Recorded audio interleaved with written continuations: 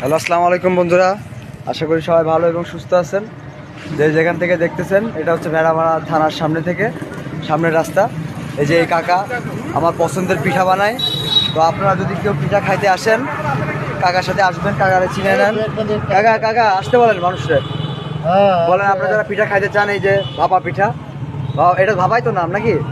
তো ভাপা পিঠা খাইতে আমন্ত্রণ জানান মানুষের, বলে আসবেন সবাই, বলেন সবাই আসবে। আচ্ছা ঠিক আছে। এই যে সুন্দর পিঠা বানায় কাকা, তো আসবেন আশা করি সবাই পিঠা খাইতে।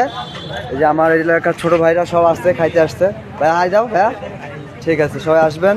তো এটা হচ্ছে ভেড়ামাথা ছোটো টাওয়ারের সামনে আমার দোকানের সামনে দিয়ে যে রাস্তাটা, যেটা ভাইয়া হাই যান বলেন, সবাই আসতে বলেন পিঠা খাইতে।